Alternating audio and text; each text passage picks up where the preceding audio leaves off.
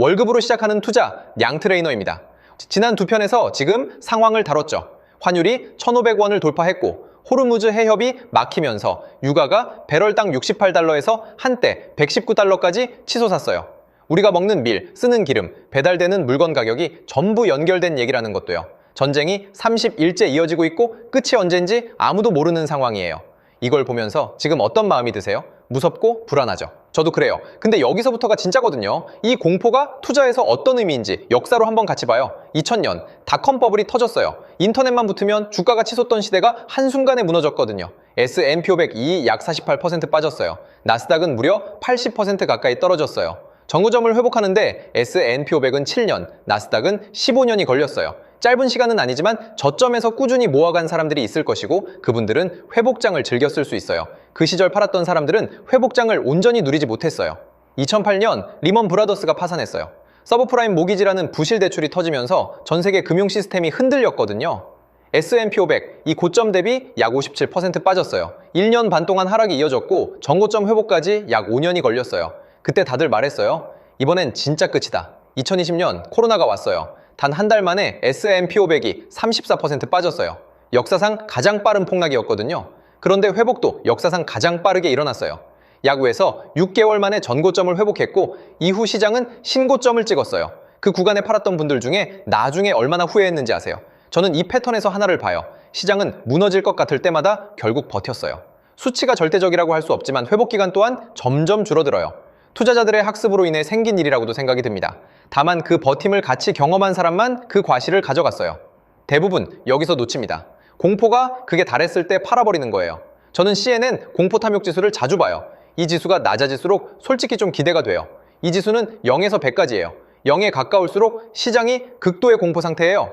100에 가까울수록 탐욕 상태고요. 이 지수가 4월 1일 기준 14예요. 최근 8까지도 내려갔었어요. 극단적 공포 구간이거든요. 참고로 트럼프 취임 후 관세 공포 때는 4까지도 내려갔었어요. 역사적으로 이 구간에서 시장을 판 사람들은 대부분 나중에 후회했어요. 버핏이 한 말이 있어요. 다른 사람들이 탐욕스러울 때 두려워하고 다른 사람들이 두려워할 때 탐욕스러워져라. 지금 공포 탐욕 지수가 14예요. 시장이 두려워하고 있어요. 이게 무조건 지금 당장 사야 한다는 뜻이 아니에요. 근데 이때 팔아야 할 이유도 없다는 거예요. 그러면 진짜 질문이 남아요. 지정학적 리스크가 계속되는 이 상황에서 월급쟁이로서 나는 어떻게 해야 할까요? 저는 이렇게 생각해요. 리스크가 끝날 때를 기다리는 게 아니라 리스크 속에서 버틸 수 있는 구조를 만드는 거예요. 그게 포트폴리오예요. 포트폴리오는 나이마다 달라야 해요. 이유가 뭐냐면요. 남은 경제활동 기간이 얼마나 되냐에 따라 버틸 수 있는 시간이 다르거든요.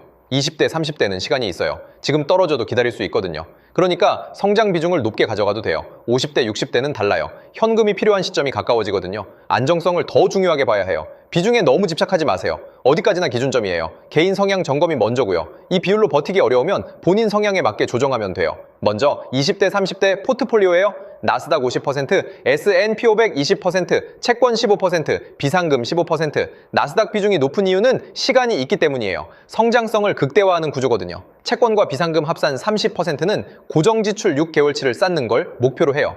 이게 쌓이기 전까지는 투자보다 비상금이 먼저예요. 상황에 따라 개별 종목을 일부 편입할 수 있고 ISA나 연금저축계좌를 적극 활용하면 세금 혜택도 같이 챙길 수 있어요. 다음 40대 포트폴리오예요. S&P 500 50%, 나스닥 20%, 채권 15%, 비상금 15%. 2030 포트폴리오와 비율이 바뀌었죠. 나스닥과 S&P 500 비율을 뒤집었어요. 변동성을 조금 낮추면서도 성장성은 유지하는 구조예요. 경제활동 중반을 넘어가면서 안정성을 조금씩 높이기 시작하는 거거든요. 채권과 비상금 원칙은 동일해요. 고정지출 6개월치 목표, ISA, 연금저축계좌 적극 활용. 마지막으로 50대, 60대 포트폴리오예요. S&P 500 60%, 나스닥 5%, 채권 20%, 비상금 15%. 나스닥을 5%로 낮췄어요. 변동성이 큰 자산 비중을 최소화하는 거거든요. 채권을 20%로 높였어요. 안정적인 현금 흐름을 만드는 게 우선이거든요. 비상금도 15%로 높게 유지해요. 의료비나 갑작스러운 지출이 늘어날 수 있는 시기니까요. 이 구조는 버티면서 현금 흐름을 만드는 게 목표예요.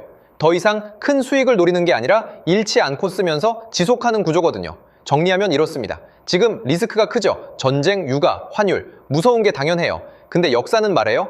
이런 구간에서 버텼던 사람들이 결국 더 큰 보상을 받았다고요. 공포 탐욕 지수 14. 시장이 두려워하고 있는 지금이 오히려 내가 흔들리면 안 되는 순간이에요.